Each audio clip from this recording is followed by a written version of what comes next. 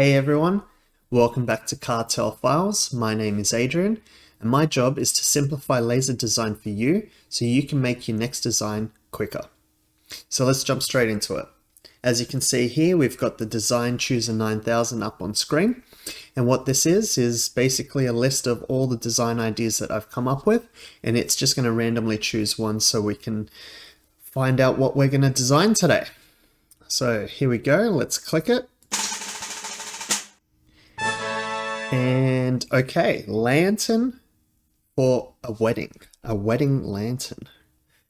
Let's have a look at Google for some inspiration. I think I'll type laser cut wedding lantern. All right, let's have a quick squeeze at what we've got. Take some inspiration. I like this. This style looks good. Okay. There's a lot of, oh yeah. So I see, what I can see here is, a rectangle box, basically, that folds together with a seam. Some sort of roof that comes together to sort of tie everything together, with some artwork on the on the long side of the box. I kind of like this design. This is cool with the little feet at the bottom, but this might be a little bit difficult because then there would have to be some sort of floor that you put your candle in, whereas this sort of version, I guess it still needs a floor. All right, let's keep looking at what else we can find.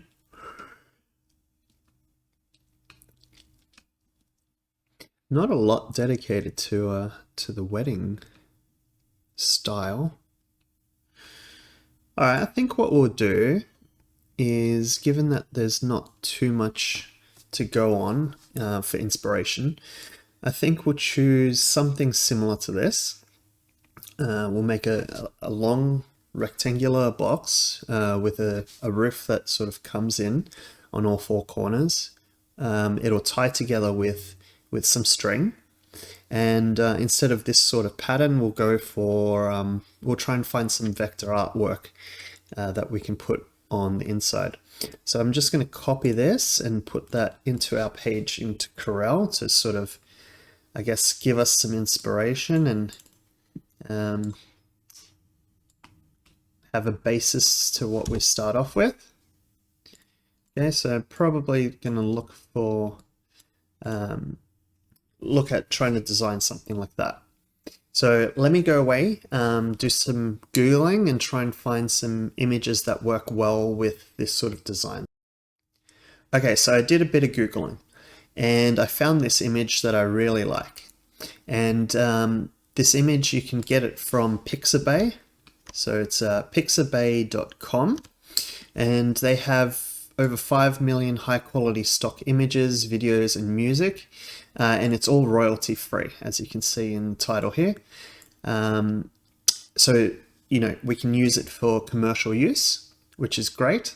Another alternative that I've used in the past is Pexels. So you can see it here, pexels.com. Okay. And yeah, they have stock photos, all royalty free, and images and videos as well. So I kind of use a combination of the two depending on what I'm looking for. Pexels is more like stock photos, maybe for a website or something like that, but I use it a lot for inspiration, for tracing things, and then I usually go over to like Pixabay if I want something more like an illustration or maybe a vector file, something like that. So I found this image, which I think will be really cool for the inner portion of the lantern. But you can see it's only available as a JPEG here. So it's a vectorized, it's not a vectorized image. and we will need to vectorize it. So I believe the highest quality you can download before having to pay for a membership is 1920 by 1920. And good reminder, I'm going to say thank you to Print on Demand Library for providing this file. And so I've downloaded that image, and I'm going to now import that into CorelDRAW, and we can start working on it. So yeah, the idea is I'm going to maybe have the bride and groom sort of image on two sides of the lantern, and then the other two sides we might have a pattern or maybe an empty slot where you can see the candle on the inside, or potentially you could even have like the bride and groom's name or maybe their initials or something like that. So let's get started. I'm going to start off with designing the lantern body. Okay, so I probably want it, you know, roughly the height of a A4 piece of paper, I would say. So, and that includes the roof part. And to keep it in perspective, we probably want it, I don't know, maybe 150 mil wide. Let's see what that looks like. 150 mil by, let's say, 300 mil tall. So what I'm doing is just changing the page dimensions over here. It's 150 wide by 300 mil tall, and that just gives me a different page, a page size, right? And I can then use the page to sort of, I guess, space out or flesh out the size of the lantern that I'm building. Okay, so if we start off with the rectangle tool, by double clicking on the rectangle tool here, it'll create a box the full size of the page. So another reason why I use the page size to adjust the size of the part or the product that I'm making. Okay, so now the next step is I want to create sort of an area that will indicate where this this roof section will originate from. So right now, you know, we've got 150 millimeters wide. Maybe we'll go for about 75 millimeter tall section. And I'm just making another square on top to sort of indicate where that's going to be. So basically at the end of the day, we're going to have 4 rectangular sections with a triangle on top, just like what you see here. And then they'll all fold together. So let's start working on that.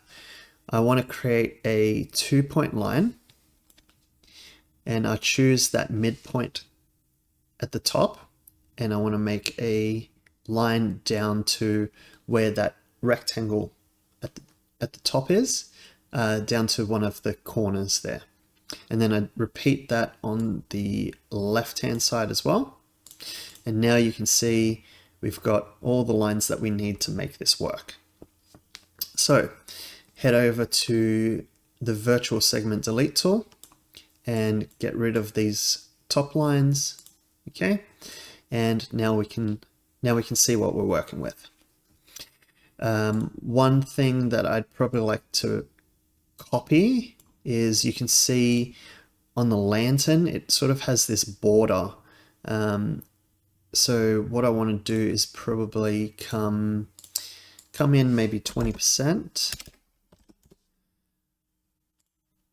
So we have a 20% border around, which I think that looks good. And then now we can start fleshing out our design. So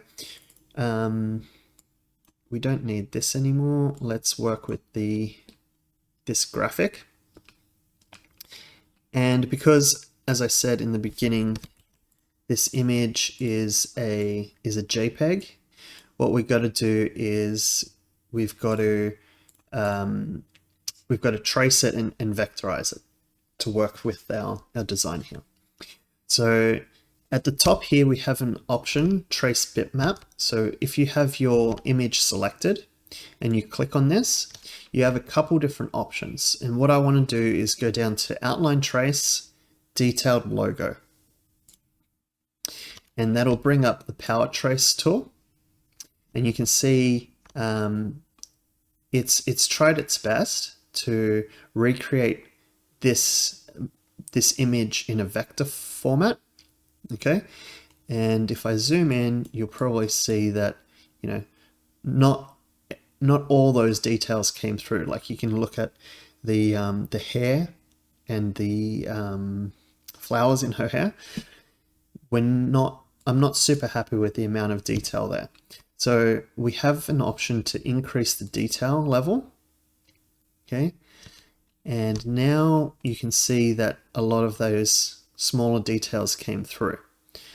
We can probably try bumping up details a little bit more, and more of that will come through. And I think that is looking pretty good now. So you can see it's removed the background, the color in the background, but all the color in their face and her dress and stuff, it's still there. So what I normally do is over here, you see there's an option for remove the background color. If you click remove color from entire image, it now removes all of that. But you can see there's still a little bit left. It's not completely transparent, you know, in their hair, her dress, his sleeve and shirt. So what we want to do to fix that is if we head over to the colors tab here, you can see that it's found 23 different colors within this image. And that's just, I guess, small variations in the color of the design. So what we want to do is, obviously this is a black and white image. We want to change it to 2 colors. So you can overwrite this and you can say that there's only 2 colors in this design. And once you've done that, now it's only finding the white and the black colors in that image. Head over to settings. We still have remove color from the entire image, and now because we've only specified that there's only 2 shades, there's black and white, it's removed all of the white. Okay, and you may lose a tiny bit of detail by doing that, but for an image that's this simple, I think we can live with it. So that looks good now. Let's hit OK, and that's now converted our JPEG image to a vector image, and we can start working with it here. So ultimately what we want to do is anything that's white we want to remove, and anything that's black we want to keep, right? So if we go back to our lantern photo, where did it go? Over here somewhere, there we go. You can see the sections that are still left, or the paper that's still left, that's going to be our black, represented by the black image here. Okay, so let's get started. What I would do first is select the vector image that we just created, right hand click on the red outline, and then left hand click to remove any fill. All right, and now I would probably center, I would probably center that image a little bit.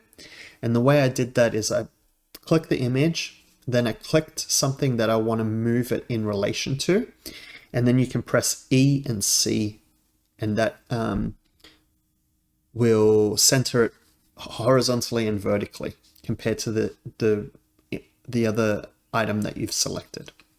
Let me give you an example. If we have a square here and a circle, okay, if I click the square first, hold down Shift and then click the circle, now what I'm going to do when I press E is move the square relative to the circle. You see that? So E will move it vertically. It'll create, or it'll move so that the center point of the square is in line with the center point of the circle vertically. And if I undo that and press C, you can see it's now moved horizontally. So we can now very easily place the square on top of the circle so that the center point of both match each other by pressing E first and then C. Okay, and if we wanted to do it the other way around, move the circle to the square, you click the circle first, hold down Shift, press the square, and then E and C will move the circle. So I basically just did that with the vector outline and that inner box that you see there. Okay, cool. So now we need a way to make sure that the outside or the paper is linked to the inside design. And how we're going to do that is just make sure some of this stuff overlaps the outside, this outside border, and then we will delete any of the lines that will overlap that design so that it's all one piece, if that makes sense. It'll make a bit more sense in a second. So let's click that image, vector image, and bring that size up a little bit. And I think I want to move it just a little bit to the right. Okay, and you can see there's quite a lot of parts of the design that is overlapping our outside border, which is good. That's what we want. So now if we head over to the virtual segment delete tool again, zoom in, we can delete all of these lines and make sure that there is a gap here. Right? We don't want a vertical line like this. We want a gap there. And that will ensure that the outside border connects with our image. Okay, so same thing here. Otherwise, if I left that, it would cut that and it would just be free. So we delete all these points, just like that. Virtual segment delete tool makes quick work of this. Okay, all those points that are overlapping the border, we want to remove that. Okay, and now if I quickly fill this, so a really cool thing that I do sometimes is if you choose this option here, interactive fill tool, click and hold, you can come down to the option here, smart fill. Okay, and sometimes it's useful for visualizing things. So what I want to do is click in this outside border, and you can see that now all of this stuff is connected. And you can see there's a few pieces here that aren't connected, which means they will just fall away. And we want to make sure that they're connected to this part that I just filled in blue. So they're still part of the design, which means we need to edit the vector file a little bit. So let's remove the fill, just pressing Control Z. And what we want to do is make sure that all the parts of this design are overlapping. Okay, so I want to choose this line here. Okay, and what I'll do is I'll probably just move that up so that it overlaps with this other line. Delete all the lines that connect those two. And then we will do the same here, but I think maybe I will create, it's hard to see. Maybe what I'll do is I just move this portion of the design, this one here, a little bit to the right, so it overlaps the outside. It also overlaps this line. And this line, I just noticed, needs to come up and overlap the top portion as well. It'll make a bit more sense once we fill it, but that looks pretty good. Let's delete all the lines that we don't need now. So I need to get rid of all of this and make sure that this line is deleted, which will fill all that in. Remove this, and then lastly, delete this section and this section. So now most of the design, I believe, maybe excluding one or two of these swooping sections, should be filled in. Yes, good. So you can see this section here is just floating. It's not attached to anything. So we can we can quickly change that. Remove that fill, bring that swooping section up. I'm holding shift while I'm moving this element, and it just allows me to move it in exactly the same spot but vertically. You can do it also horizontally, and it'll move in the exact plane. But what I want to do is just move it up exactly vertically from where it was originally designed. So here we go. We delete all of those sections, and now I believe only the fine detail in his suit should be left to do. Yes, so there's a couple buttons here, and the rest looks pretty good. There's a few little pieces here which I think we can probably delete. So this object, and I believe this object can be deleted. We don't need that. And maybe let's have a look what it would look like without the buttons. Does that look out of place? No, I think that still looks okay. There's another little piece of cut line here that we can remove. And then other than that, I think we're looking good. Everything else is connected. One thought that just came to my head, because this part of you got to remember this is made out of paper, right? So it's going to be a little bit flimsy if we don't reinforce it. And what I'm thinking is this section that swoops down here, it's going to flap around, as well as, you know, this section here and this section here. So I somehow want to adjust that so that they're a little bit more supported. So remove that fill again. I'll come in here and I want to choose this line and grab these last couple nodes and pull it out so that they sort of overlap the edge here. I want to do the same thing here. I'll grab those last couple nodes, maybe bring it out a little bit, or down a little bit potentially. Just playing around with what it would look like with different. I think maybe that looks okay.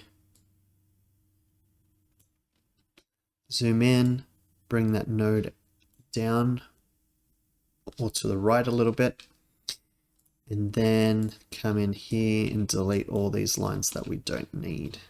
So again, making sure that that line is removed. Now let's see what that looks like with a bit of fill. That looks pretty good to me. Yeah, I think that'll be fine. Good, so that's basically one side of the lantern done. I'm going to repeat that on the opposite side. So if you can visualize, this will be one side. So let's say if we're looking at this image here, the left-hand side, then we'll have this right-hand side. We'll copy this again. This will be the back side of the lantern. And then there'll be one more side, okay, that we need to fill in. And what I'm proposing, what I think would look good, is if we had all of this deleted, okay, and all of this deleted.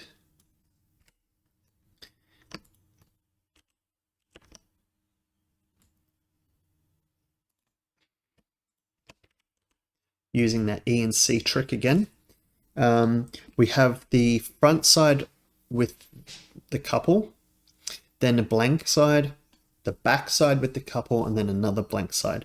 And I'm feeling like the blank areas either needs to be the couple's name, or potentially maybe a love heart or their initials or something like that. So let's come up with something. I think what we'll do is if you come over here, there's an option under the polygon tool. You can select this common shapes option. And in this, on the top bar here, you have an option for the common shapes. And I want to click on the love heart. Okay. Let's create a love heart. If you hold down if you hold down Control, it'll create a perfect love heart, right? So it won't skew the shape of it like it would if you're not holding down Control. So hold down Control, pull out a love heart. That's roughly the right shape and size that we want. Use that E and C trick again to move it in place. Okay, and then I'm going to copy and paste another love heart and come up here and change the scale factor to maybe 80%. And I don't quite like that because you can see it's not a consistent distance away from the outer edge.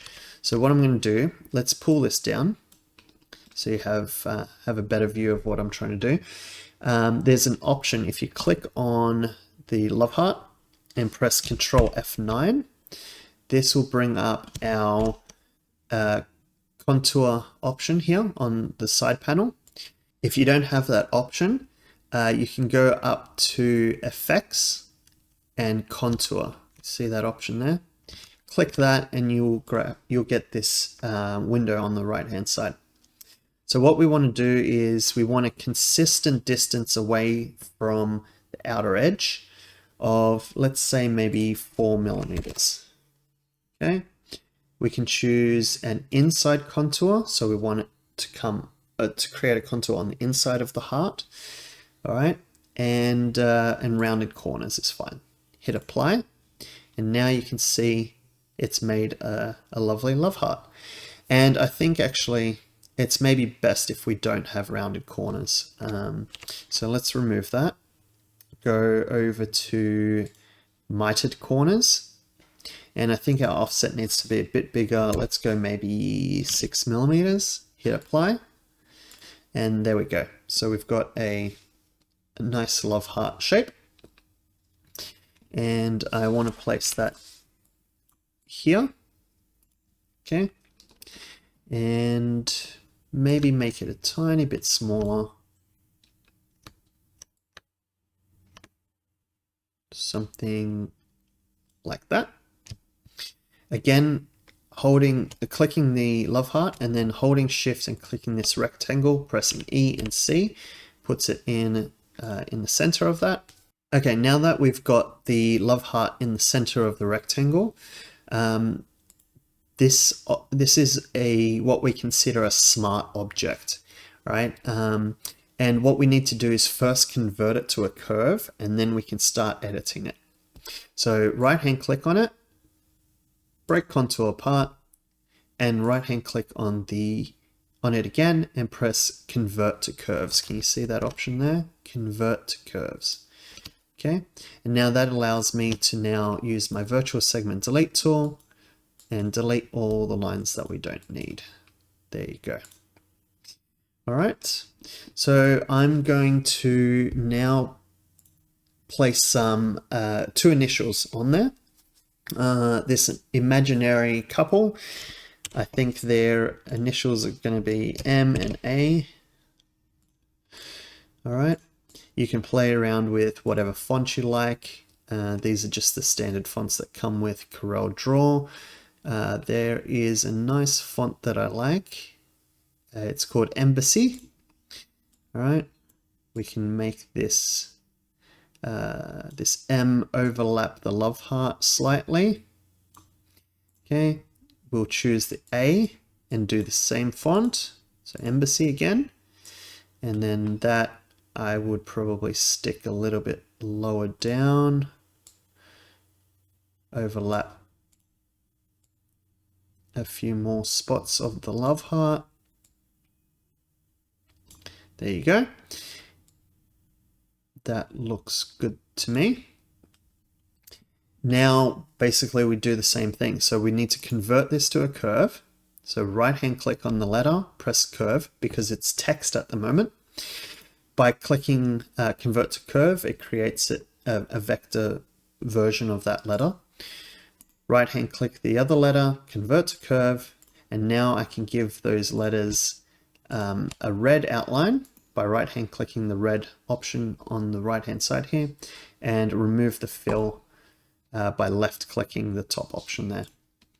And then we basically do the same thing. So let's use the virtual segment delete tool. We remove all these lines that we don't need to make sure that everything is connected correctly. Okay, there we go. And a little bit more over here. Up the top here, we also need to remove it there. Okay, and we can use our Smart Fill tool to just make sure that that looks correct, which it does. So I'm happy with that.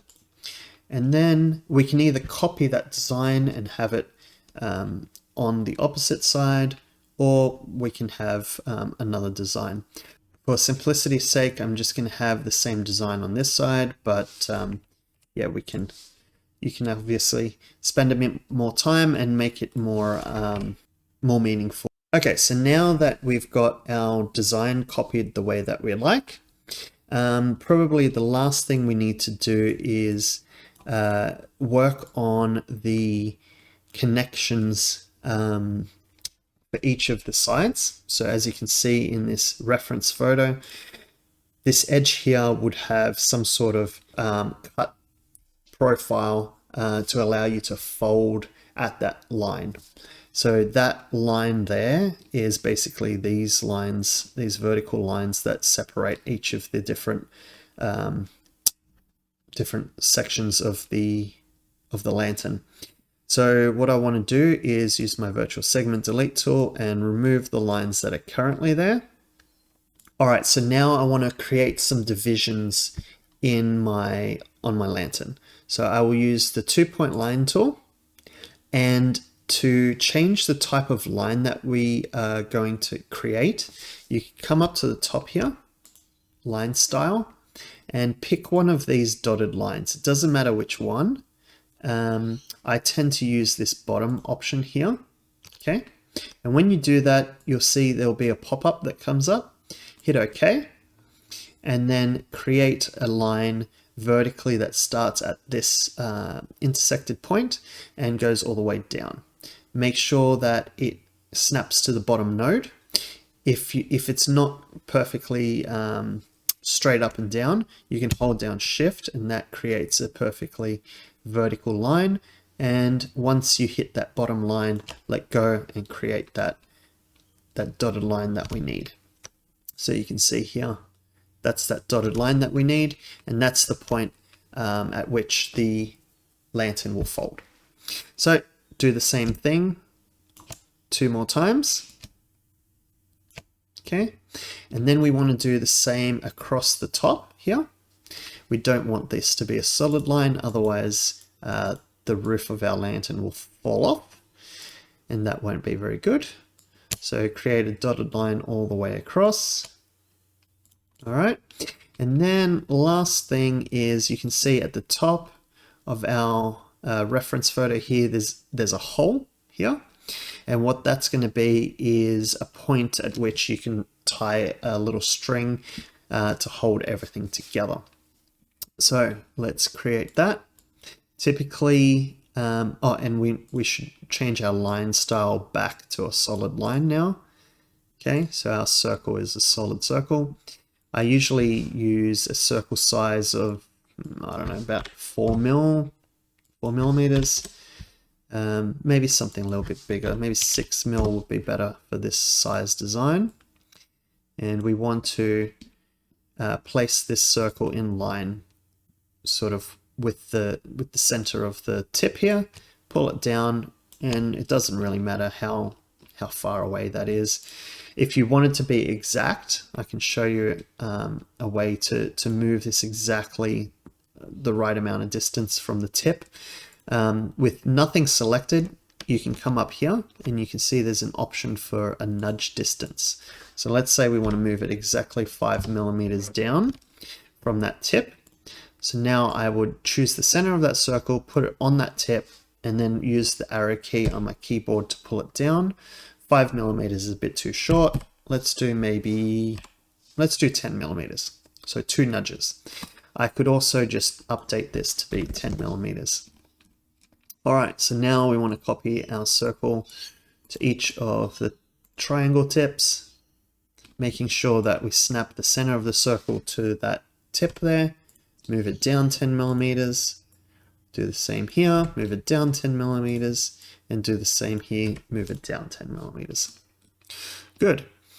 The last thing is now we have the ability to fold the 4 sides of the lantern, and we have the ability to, I guess, tilt in the roof so that they all match up at the top. We still need a floor, and we need a way for the lantern to, not fly apart at the edges here. Okay, so I think the first thing we'll do is let's create the floor, and that's going to be pretty simple. We have 150 millimeter wide box section, I guess you could say. Oops, that is not quite the right size, so let's make sure that that's correct. So 150 millimeters, let's change the line style back to solid.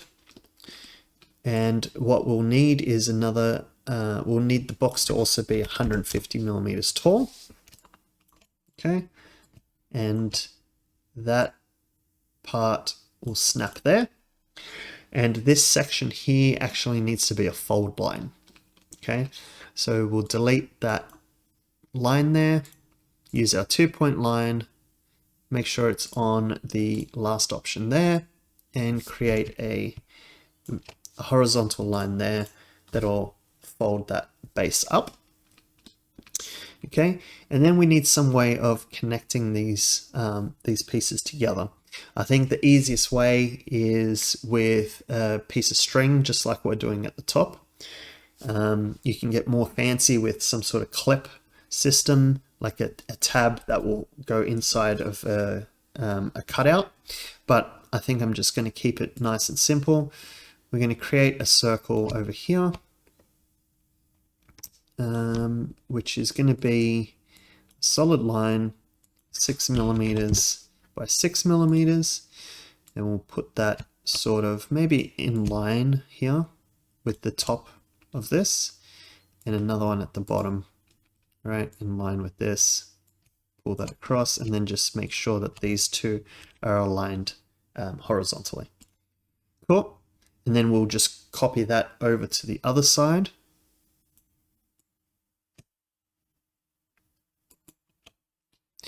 All right, and we will just make sure that that's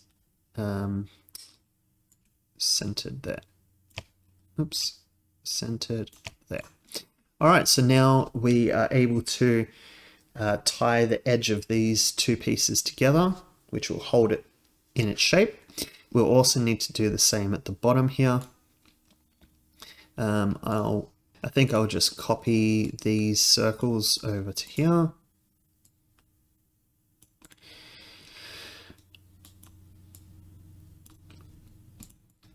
Okay, so now these two circles can be at the base, something like that. And this will fold up, and it will be, on the bottom side of the same design. So what I'll probably do is just to make everything a little bit more uniform, I'll snap the circles to that baseline, and then I can use my 10 millimeter nudge to push that up. And that way I can now bring that over to here, right? Bring it to the baseline, nudge it up 10 millimeters, and we want to make sure that these are centered to this design here. So we'll just press C to center those two, and then we can center that to this outside as well. And that way they will obviously line up once they're once it's folded. Okay, so that's the design done. We can spend a little bit more time and clean it up. Like, I think probably these top corners should be rounded. And yeah, you can play a little bit around with these inner designs here, like with the lettering and stuff like that. But in a nutshell, that's what I would do to design a lantern for a wedding. If you have a better design, or if you have other ideas on how we can make this lantern a bit better, please leave it in the comments below. If you haven't done so already, please give this video a big thumbs up and please subscribe. Really helps us in order to create free content for you and keep our channel growing. If you're interested in this design file, I will have it up on cartelfiles.com. You can download it there and make some tweaks and use it for yourself, either for a family member or go ahead and use it commercially if you like. Thank you.